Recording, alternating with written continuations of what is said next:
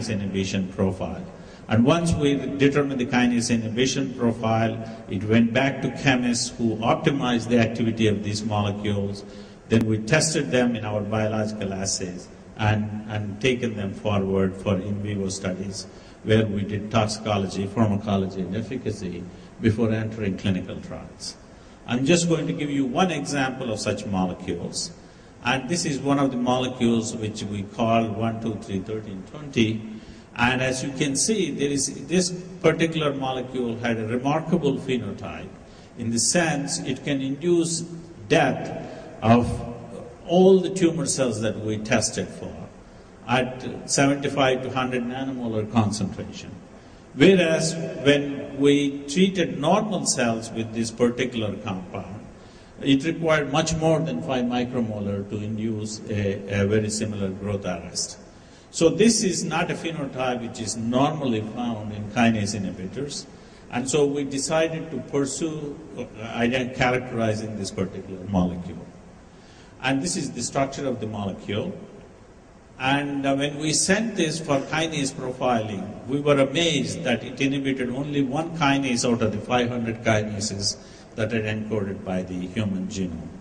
This kinase is known as PLK2.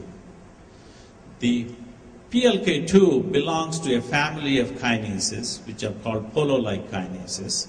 There are 4 isoforms. They all seem to mediate cell cycle progression of all normal and tumor cells. Of these, PLK1 and PLK2 are the most similar to each other. And there have been a lot of attempts by various pharmaceutical companies to develop inhibitors for these 2 kinases.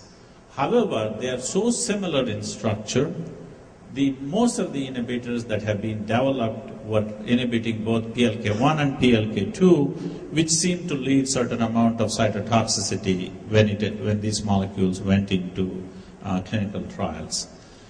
So there has not been a molecule that can specifically inhibit PLK1 or PLK2 by themselves. This would be, if this is really a molecule that inhibits only PLK2, this will be the first of its class where it can inhibit a single PLK enzyme in kinase assays. So we made sure that this is true, and actually in biochemical assays, it inhibited only PLK2 and did not touch PLK1, PLK3, or PLK4. So this is an inhibitor for a single PLK, and it's first in its class. This is just a positive control, Ward-Manin, which shows that it inhibits PLK1, 2, and 3 in a robust manner. And this is pull-down assays just to show that when this molecule is bound to a solid matrix, it can bind and pull down PLK2 without touching PLK1 or PLK3. So these are routine assays that are conducted in cancer biology. This molecule induced in a dose-dependent manner growth inhibition, and at the same time, the caspase activity, which is an indicator of cell death, increased in these cells. And when we carried out cell cycle studies, essentially what we found was that this molecule induces cell cycle arrest in the mitotic phase of the cell cycle. This is a FACS analysis which separates cells based on DNA content. This is 2N DNA content, which the cells are in G1 phase of the cell cycle.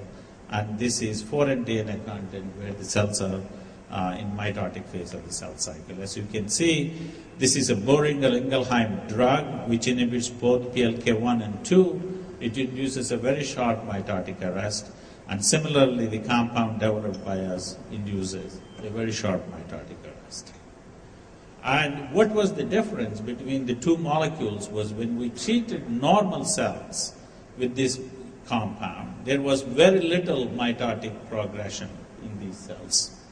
Whereas in tumor cells, there was 100% of the cells entered mitosis, and they were unable to get back into G1 phase of the cell cycle and went into cell death pathways. So when we looked at chromosomes, this is a normal pattern during cell division.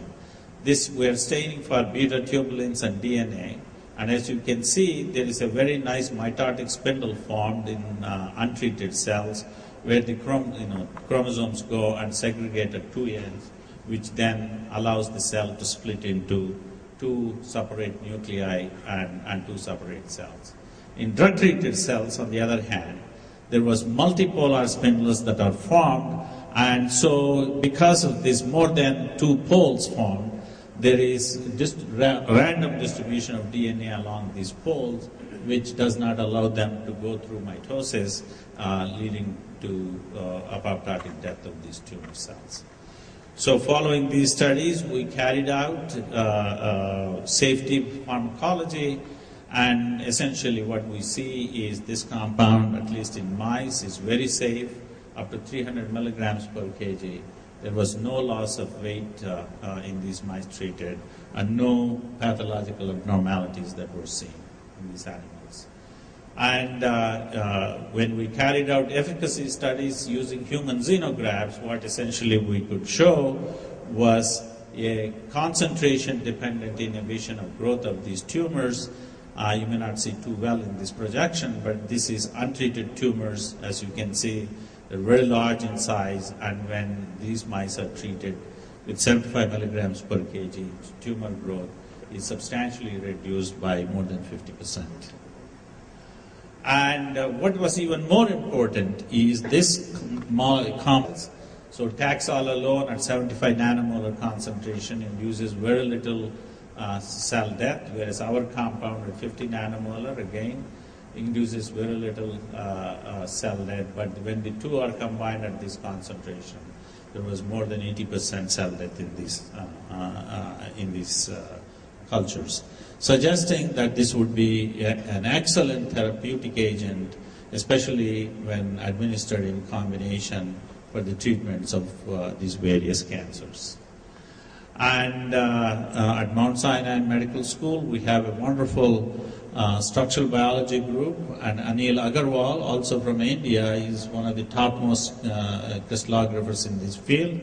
So he became very interested in this molecule and decided to determine the mechanism by which this compound binds to PLK2. So he crystallized PLK2 after purification and developed a crystal structure of this molecule. And as you can see, this is the ribbon structure, this is the electrostatic potential of this molecule, this is the ATP binding pocket, where we want the drug to go and bind and inhibit binding of ATP. And that's precisely what it does when we model the molecule. It binds to this ATP binding pocket and essentially blocks the binding of ATP to this particular pocket. So based on this crystal structure, we have been able to further improve the activity of this molecule by modifying the chemical structure and develop a molecule that is now ready to enter phase 1 clinical trials. So